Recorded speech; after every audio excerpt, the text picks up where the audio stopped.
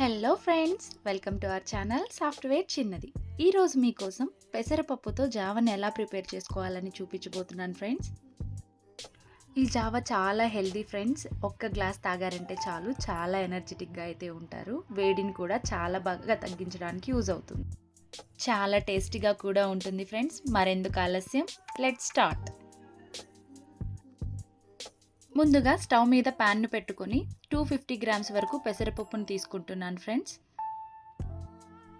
స్టవ్ని మీడియం ఫ్లేమ్లో పెట్టుకొని ఫ్రై చేసుకోవాలి. స్టవ్ని మీడియం ఫ్లేమ్లో పెట్టుకొని ఫ్రై చేసుకోవడం వల్ల పెసరపప్పు మాడిపోకుండా మంచిగా ఫ్రై అవుతుంది అండ్ టేస్ట్ కూడా చాలా బాగా వస్తుందండి. మినిమం 5 to 10 మినిట్స్ ఇలా ఫ్రై చేసుకోండి ఫ్రెండ్స్. అప్పుడే పెసరపప్పు అనేది పచ్చివాసన రాకుండా మంచిగా ఫ్రై అవుతుంది.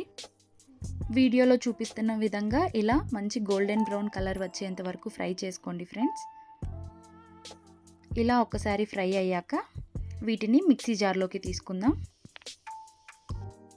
ఇలా మిక్సీ జార్లోకి యాడ్ చేసుకున్న పెసరపప్పుల్ని 5 to 10 మినిట్స్ చల్లారనివ్వండి ఫ్రెండ్స్.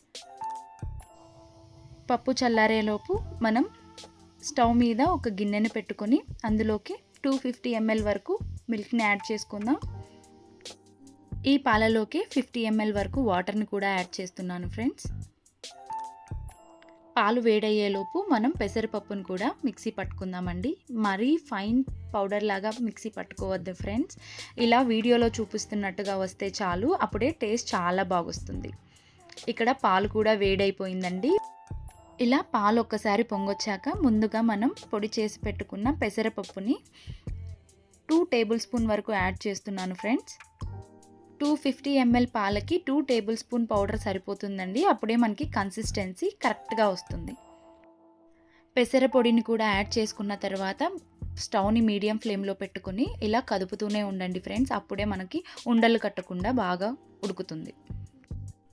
మినిమం 5 నుండి 10 నిమిషాలు ఇలా కదుపుతూనే ఉండండి ఫ్రెండ్స్. అప్పుడే మనకి పెసరపప్పు బాగా ఉడుకుతుంది అండ్ కన్సిస్టెన్సీ కూడా ఇలా వస్తుంది.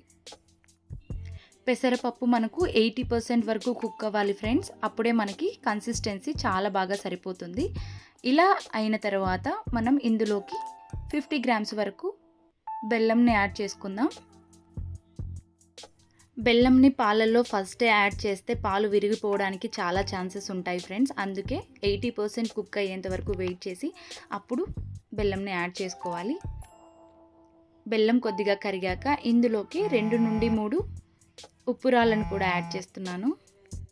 కల్లుప్పుని యాడ్ చేసుకోవడం వల్ల స్వీట్ అడ్జస్ట్ అయ్యి నోటికి చాలా రుచిగా ఉంటుంది ఫ్రెండ్స్. అంతే అండి. ఇలా 2 మినిట్స్ కుక్ అయిన తర్వాత కన్సిస్టెన్సీని చూసుకొని దింపేసుకోవడమే. అంతే అండి, చాలా హెల్దీ అయిన పెసర జావా రెడీ.